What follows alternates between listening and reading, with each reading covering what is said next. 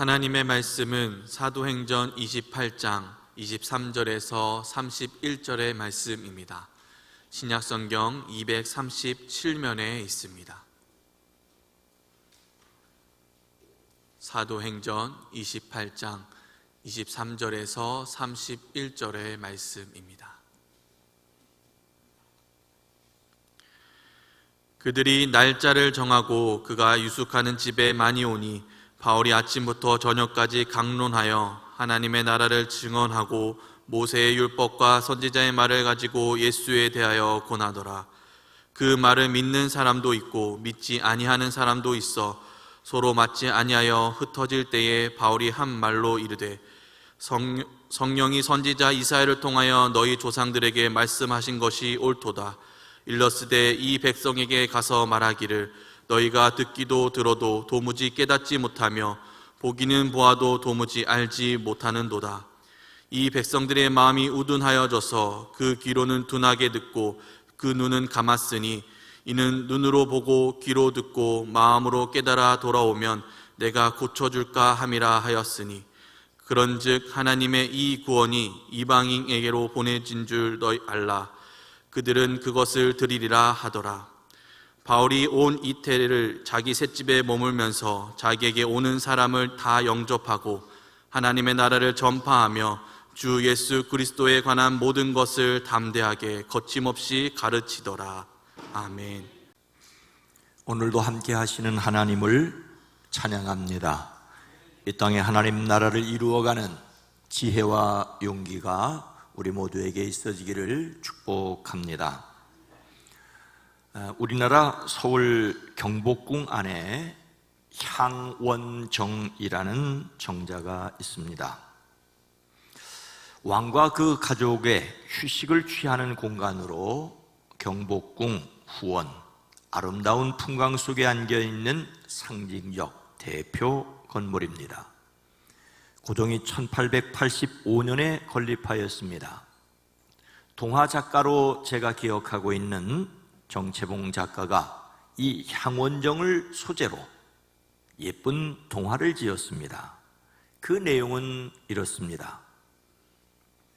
어느 날 어진 임금께서 길을 가다가 이 정자에서 쉬게 되었다. 이때 미풍에 얹혀 슬쩍 지나가는 향기가 있었다. 기가 막힌 향기였다. 임금은 신하들을 불러서 부근에 피어 있는 여러 꽃을 꺾어 오도록 했다. 신하들은 뿔뿔이 흩어져 향기가 좋기로 소문난 꽃들을 한 가지씩 가지고 왔다. 모란, 난초, 양귀비. 그러나 임금은 꽃을 하나하나 코에 대보고는 고개를 저었다. 임금은 궁으로 돌아와 향감별사를 불렀다. 그리고 말했다. 내가 향원정이라고 하는 정자에서 일찍이 대해본 적이 없는 아름다운 향기를 만났었다. 경은 지금 곧 그곳으로 가서 그 향기가 어디에 어느 곳의 것인지를 알아오도록 하여라. 향감별사는 그날부로 향원정에 가서 머물렀다. 날마다 코를 세우고 임금을 황홀케 했다는 그 향기를 기다렸다. 그러나 그 향기는 좀채로 나타나지 않았다. 간혹 바람결에 물어오는 향기가 있기는 했지만 향감별사가 아니더라도 쉽게 알아맞힐 수 있는 향기였다. 작약꽃이며 수선하며 찔레꽃의 향기들. 여름철이 지난 뒤 향감별사는 실망하여 일어났다. 그러나 얼른 발이 떨어지지 않았다.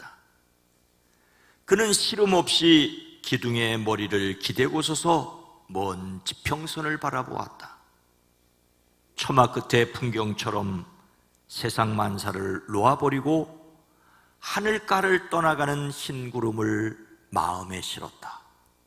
그 순간이었다. 코를 스치는 향기가 있었다.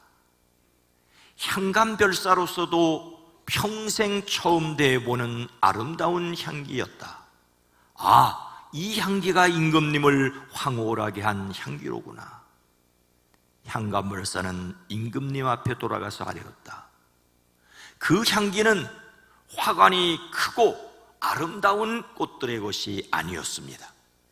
그리고 또 멀고 귀한 곳에 있는 것도 아니었습니다. 어떠한 역경 속에서도 굳세게 살고 자기 빛을 잃지 않은 작은 풀꽃이 지니고 있는 것이었습니다. 다만 그 향기는 보는 이의 마음이 청정할 때만 제대로 깃들 수 있기 때문에 좀채로 만나기가 어려울 뿐입니다. 오래전 정채봉 작가의 이 동화를 읽으면서 나는 어떤 향기를 풍기고 있는가라는 생각을 잠시 했던 적이 있습니다. 향기가 아니라 냄새를, 그것도 고약한 냄새를 풍기고 있는 것은 아닌가라는 자성이 있었습니다. 그 향기가 어떠한 역경 속에서도 굳세게 살고 자기 빛을 잃지 않은 작은 풀꽃이 지니고 있는 향기라는데, 보는 이의 마음이 청정할 때만 제대로 맡을 수 있다는데 숙연해집니다. 우리 삶에서 향기 내는 것 가운데 하나가 감사라는 것을 생각하게 됩니다. 감사하게 여길 수 있다면 그 어떤 냄새도 향기가 되기 때문입니다. 우리는 지난주일 감사주일을 지켰습니다. 감사로 여러분의 삶이 더욱 풍성하고 행복하시기를 주의 이름으로 축복합니다. 오늘 말씀은 드디어 로마에 온 바울이 사람들에게 말씀을 전할 때 나타난 반응으로 시작합니다.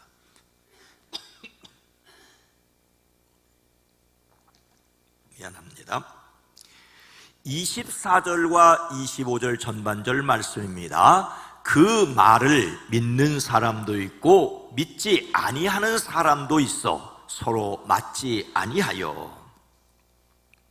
바울은 제3차 전도 여행을 마치고 예루살렘에 올라와 성전을 더럽혔다는 오해로 유대인들에게 붙들려 로마 군 천부장에게 맡겨졌습니다.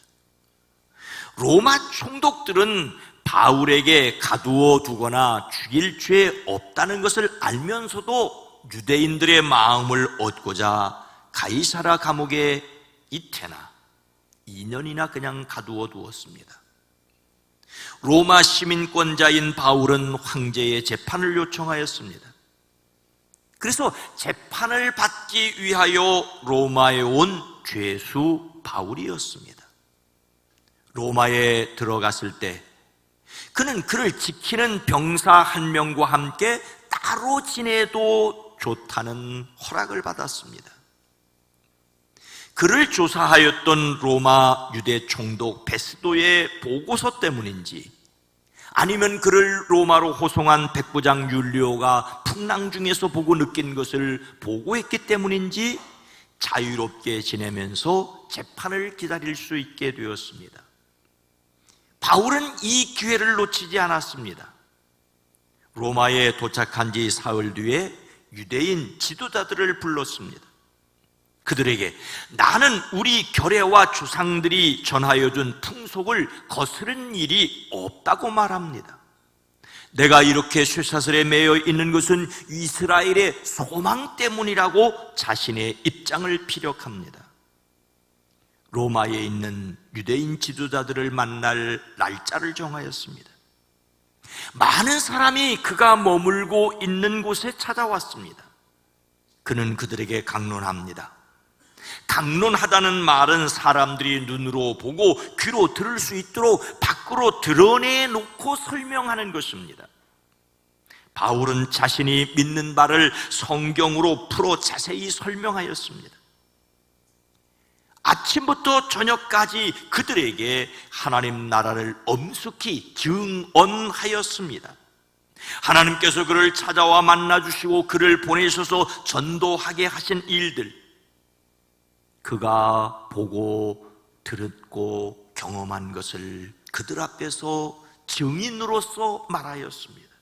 논리적으로 설명하였을 뿐만 아니라 확신을 가지고 선포하였습니다. 당시나 오늘이나 유대인들은 하나님 나라가 이 땅에 이루어지기를 기다립니다. 당시로서는 로마를 물리치고 유대인이 주인 되는 세상을 기다렸습니다. 근데 바울은 십자가에서 돌아가셨으나 부활하신 예수님을 믿고 그 예수님께서 이루실 영원한 하나님 나라를 기다린다고 하였습니다. 이것이 그의 소망이었습니다. 모세의 율법과 선지자들의 글, 즉 구약 성경을 통하여 예수님에 관하여 드러내놓고 권면하였습니다. 그를 찾아오는 사람들이 자신과 마찬가지로 예수님을 주님이시오 그리스도로 믿고 영원한 하나님 나라를 기다릴 수 있기를 설득했던 것이지요. 하나님의 나라와 주 예수 그리스도를 그들에게 전도하였습니다. 그런데 바울의 전도를 믿음으로 받아들인 사람들이 있었지만 끝내 믿으려고 하지 않는 사람들이 많았습니다. 그의 강론을 더러는 받아들였으나 더러는 믿지 않았습니다. 이렇게 사람들의 반응이 갈렸습니다. 어느 곳에서나 그의 전도를 믿고 변화된 사람들이 있었는가 하면 그렇지 않은 사람들이 있었습니다. 듣고 믿는 사람도 있고 아닌 사람도 있었습니다. 근데 여기서 그들이 믿었다는 말은 정확하게 말하여 그들에게 믿어졌다는 수동의 뜻이 있습니다. 바울을 통하여 하나님의 은혜의 말씀이 전도되자 듣는 사람들 가운데 믿어진 사람들이 있었습니다. 이것은 그들에게 임한 하나님의 사랑이자 은혜였습니다. 그들이 믿은 것이 아니라 그들에게 믿어졌다는 표현이지요. 그런데 어떤 사람들은 믿지 않았는데 정확하게 그들 자신이 능동적으로 거부한 것을 가리킵니다. 믿어지는 것은 하나님의 은혜인데 믿지 않은 것은 그 사람의 거절이라고 표현하고 있습니다. 구원받게 하는 믿음은 우리에게서 난 것이 아니라 하나님의 선물입니다. 그러나 믿지 않는 것은 그 사람의 책임입니다. 여기에서 바울이 전도할 때 모두 다 믿은 것이 아니라 믿지 않는 사람들이 있었다는 사실에 주목해야 합니다. 어떤 사람에게는 믿어지고 어떤 사람은 믿지 않는 일들이 있었습니다. 아니 훨씬 더 오래전부터 그랬습니다. 바울은 성령께서 선지자 이사야를 통하여 여러분의 조상들에게 하신 말씀이 적절하다라고 말하고 있습니다. 선지자 이사야가 무엇을 얘기했기 때문이죠? 하나님께서 이사야 선지자를 이스라엘 백성들에게 보내시면서 말씀하십니다. 이 백성에게 가서 말하여라. 너희는 듣기는 들어도 깨닫지 못하고 보기는 보아도 알지 못한다.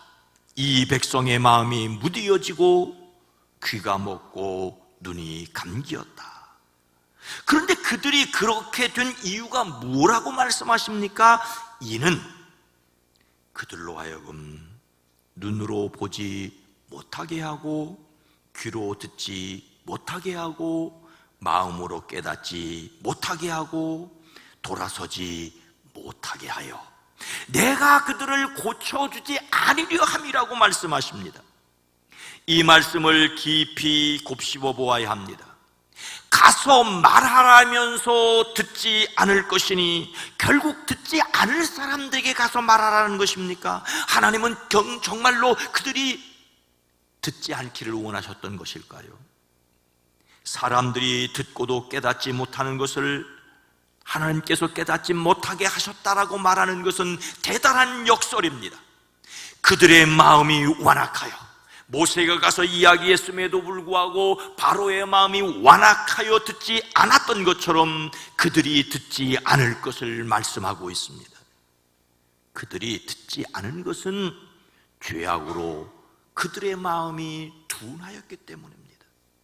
많은 사람이 듣지 않는 가운데도 듣고 깨닫고 믿고 돌아서는 사람이 있는 것이 놀랍지 않습니까? 믿어진다는 것이 기적입니다.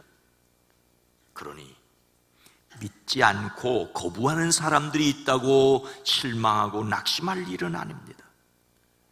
바울이나 이사야는 고사하고 예수님이 친히 말씀하셔도 듣지 않고 오히려 십자가에 못 박으라고 소리 지르던 사람들이 있었지 않습니까?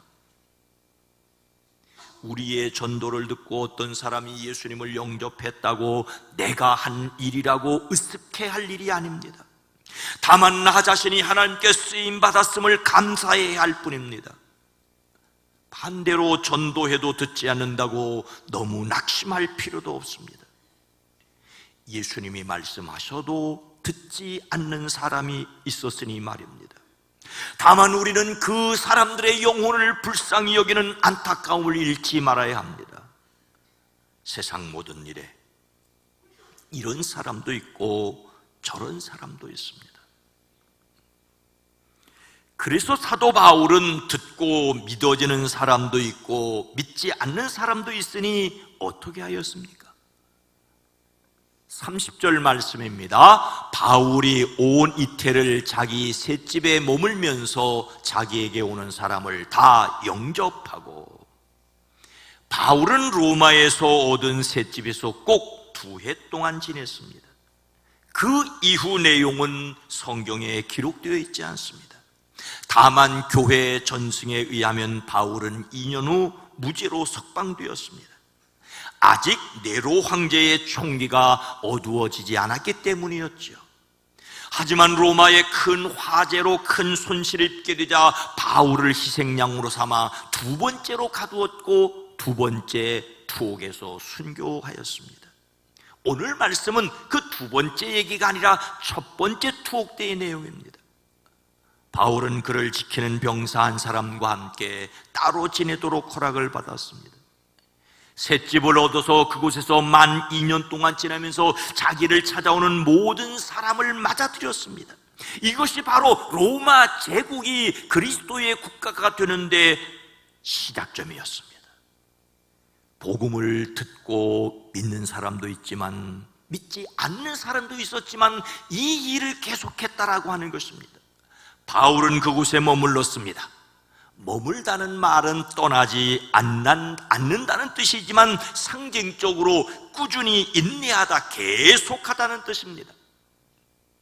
바울은 황제의 재판을 기다리며 가택연금 상태였으나 다른 곳에 가지 못하고 그곳에 그대로 머물러 있어야만 했지만 중요한 것은 그곳에 머물러 있으며 자신에게 주어진 사명을 꾸준히 계속 감당했다는 것입니다. 찾아오는 사람이라면 누구라도 맞아들이는 일을 계속했습니다. 믿지 않고 거부하는 사람들이 있었지만 만나는 일을 꾸준히 계속했습니다. 믿는 사람은 적고 믿지 않는 사람이 많으면 실망하고 그만둘 법하지만 바울은 전도하고 그 결과는 하나님께 맡겼습니다. 여기서 영접했다는 말은 환영하고 기쁘게 맞아들이는 것을 뜻합니다. 말씀을 듣고 믿을 사람이라서 기쁘게 맞아들였던 것이 아닙니다. 말씀을 듣고도 믿지 않을 사람도 환영했습니다. 사람을 판단하지 않고 누구나 환영하였습니다. 자기에게 오는 사람을 다 영접하였습니다. 오랫동안 친구로 지내다가 결혼한 신혼 부부의 이야기입니다. 시골에 사는 시아버지가 서울 아들네 집에 들른다는 것을 미리 알려주기 위해 전화했습니다. 며느리가 시아버지의 전화를 받았습니다. 시아버지는 며느리에게 나다, 애비다라고 말을 했습니다. 시아버지의 목소리는 신랑 목소리와 똑같았습니다. 신랑이 가끔 장난 전화를 했기에 며느리는 신랑인 줄 알고 대답했습니다. 웃기지 마. 어허, 애비라니까. 장난치지 말라니까. 참, 애비래도 네가 애비면 난 네 누이다. 참나. 이렇게 전화는 끊어졌습니다. 저녁 때 새댁은 퇴근한 신랑에게 따졌지만 신랑은 끝내 모른다고 하였습니다. 당신 끝까지 장난치기야? 아니 진짜로 전화한 적이 없다니까. 다음 날 시아버지가 아들네 집에 들렸습니다. 아들네 집에 들어서면서 시아버지가 며느리에게 한 말은 이것입니다. 누님, 저 왔습니다. 이런 이야기는 요즘처럼 발신자 전화번호가 뜨는 스마트폰이 아니라 가정전화기로 통할 때 일어난 일입니다. 하지만 요즘처럼 각자 전화번호가 뜨는 스마트폰을 사용한다고 해서 실수가 없는 것은 아니지 않습니까? 오히려 이상한 범죄가 더 많은 세상이 되었습니다. 때로 절대적인 확신은 완전한 실수를 낳기도 합니다. 아니라고 믿으면 다른 사람이 어떻게 말해도 믿지 않는 세상입니다. 시아버지가 누님 저 왔습니다라고 문을 열고 들어올 때까지는 그렇습니다. 우리 신앙의 진실성은 주님이 천사장의 나팔소리와 함께 오실 때라야만 드러날 수도 있습니다. 아무리 진리를 말해도 믿지 않는 사람들 때문에 낙심하지 말아야 합니다. 그들을 위한 전도 또한 포기하지 말아야 합니다. 세상을 위한 기도를 포기하지 말아야 합니다. 우리는 자신에게 믿음을 주셨음을 감사해야 합니다. 그리고 아직 믿음 없는 사람들에게 하나님의 은혜가 있기를 기도해야 합니다. 그래서 우리는 사랑을 실천해야 합니다. 하나님의 은혜를 깨닫지 못하는 사람들을 위한 기도는 우리를 통하여 사랑이 드러나는 것입니다. 바울은 자기의 책임을 다하였습니다. 그 책임을 다하는 우리도, 저도 우리 교회가 한국교회가 되어지기를 주의 이름으로 소망합니다. 그래서 우리가 해야 할 일은 무엇일까요? 31절 말씀입니다. 하나님의 나라를 전파하며 주 예수 그리스도에 관한 모든 것을 담대하게 거침없이 가르치더라. 로마에서 재판받기 위해 기다리던 바울은 머물고 있던 집을 찾아오는 사람들에게 아침부터 저녁까지 강론하여 하나님 나라를 증언하였고, 모세의 율법과 선지자, 즉 구약의 말씀을 통하여 예수님이 주님이시며 그리스도이심을 권면하였습니다. 이 사실을 다시 한번 아주 담대하게 하나님 나라를 전하고 주 예수 그리스도에 관한 모든 일을 가르쳤다라고 반복하고 있습니다. 하나님 나라를 전파하고 주 예수 그리스도에 관한 모든 것을 가르치는데 바울은 담대하게, 그리고 거침이 없었습니다. 여기서 담대하다는 말은 숨김없이 솔직하였다는 것입니다. 그는 자신을 사로잡으신 예수님을 믿었습니다. 부활하신 예수님께서 보내셨다는 사실을 확신하였습니다.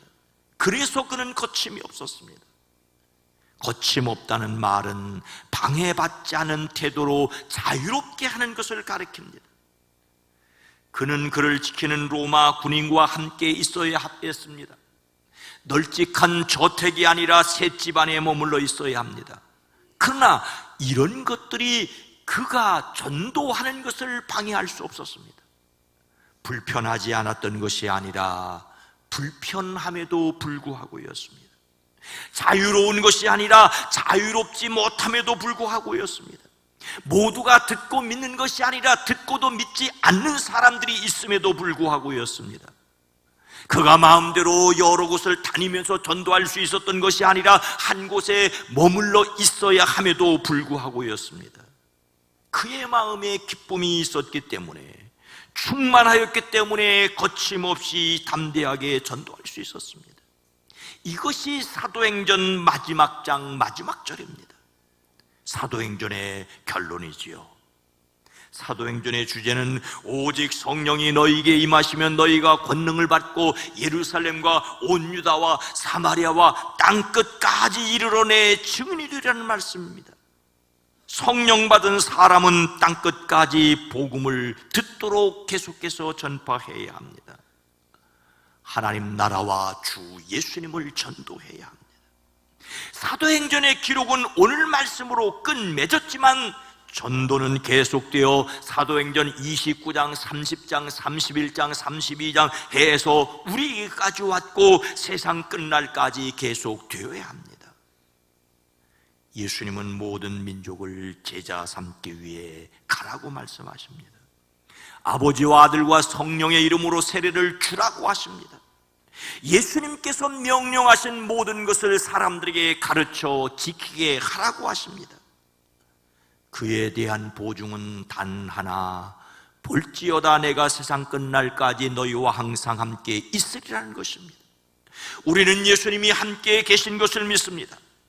하나님의 영이자 그리스도 예수의 영이 우리와 함께 하십니다. 이 믿음으로 우리는 예수님의 십자가와 부활을 살아내는 증인들이어야 합니다. 예수님께서 세상에 오셔서 한 일은 온 갈릴리를 두루 다니사 그들의 회상에서 가르치시며 천국 복음을 전파하시며 백성 중에 모든 병과 모든 약한 것을 고치셨다는 말씀 속에 들어 있습니다. 예수님은 가르치셨고 전파하셨고 고치셨습니다.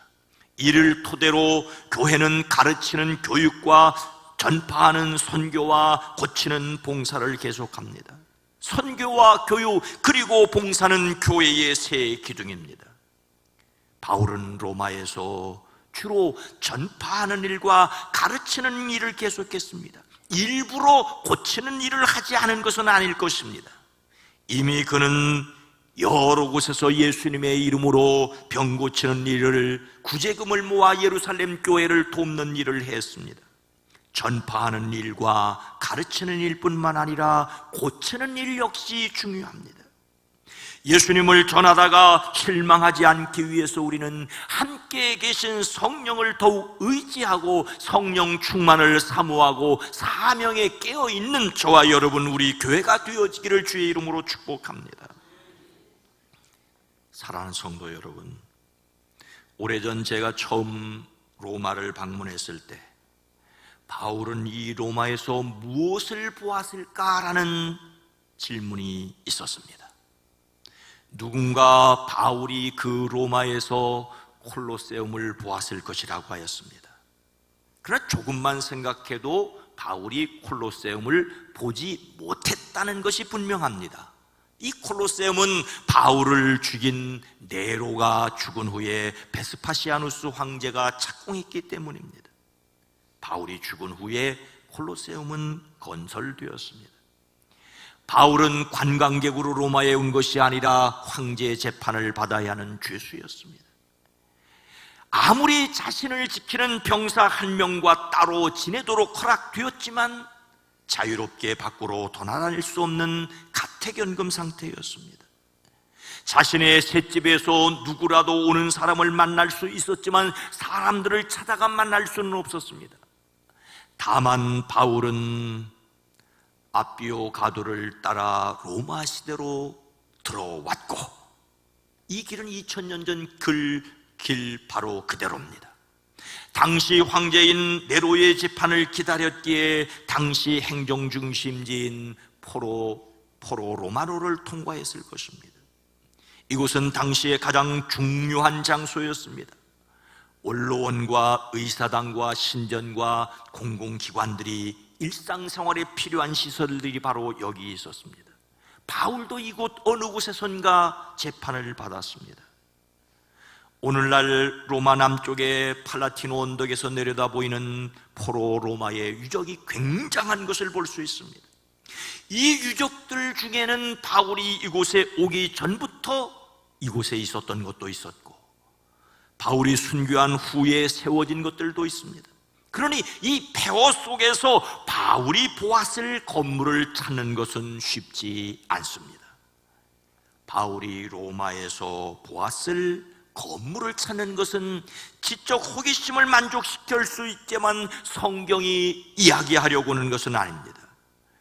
바울이 로마도 보아야 하리라고 말한 것은 분명합니다. 하지만 그의 관심은 결코 관광이 아니었습니다. 그래서 우리는 바울이 로마에서 무엇을 보았느냐라고 물을 것이 아닙니다. 바울이 그토록 로마에 가려고 했던 이유는, 그러므로 나는 할 수 있는 대로 로마에 있는 너희에게도 복음 전하기를 원하노라고 하였습니다. 그는 로마에서 하나님의 나라와 그리스도 주 예수님을 전도하는 데 최선을 다하였습니다. 우리는 바울이 로마에서 무엇을 보았느냐가 아니라 무엇을 말해야 하느냐를 물어보아야 합니다. 로마에서 그는 유대인 지도자들 뿐만 아니라 누구에게나 전했던 내용이 바로 하나님의 나라와 주 예수 그리스도에 관한 모든 것이었습니다. 이것은 로마에서 뿐만 아니라 어느 곳에서나 그가 전하렸던 내용입니다.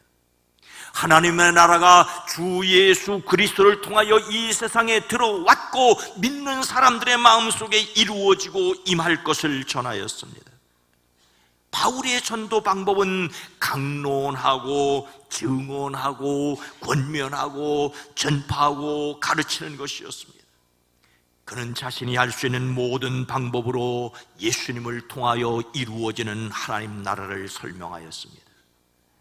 나의 간절한 소원은 로마에 있는 여러분에게도 복음을 전하는 것이라고 하였고, 그 복음인 하나님 나라와 주 예수 그리스도를 증거하였습니다. 멀리 가는 향기는 어떤 역경 속에서도 굳세게 살고 자기 빛을 잃지 않는 작은 풀꽃에서 납니다. 보는 이의 마음이 청정할 때만 제대로 맡을 수 있습니다. 예수님으로 말미암아 하나님을 나라를 누리는, 그래서 말씀과 기도와 찬양으로 더욱 주님께 다가갈 뿐만 아니라 이 땅에서 사랑의 실천으로 복음의 증인되어지는 저와 여러분 우리 교회와 한국교회 되어지기를 주의 이름으로 축원합니다.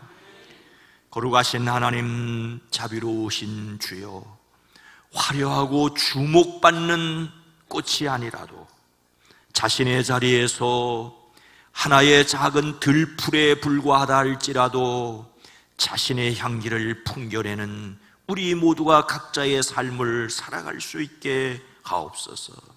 한 사람 한 사람 생명 주셨고 하나님의 영원한 나라를 바라볼 수 있게 하셨으니 이 땅에서 자신의 자리에서 자기에게 주어진 사명을 감당할 수 있게 하옵소서.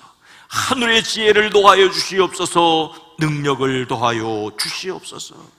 하나님을 경험하였기에 하나님을 증거하는 증인의 삶이 되어지게 하옵소서. 예수님의 이름으로 간절히 기도드리옵나이다. 아멘.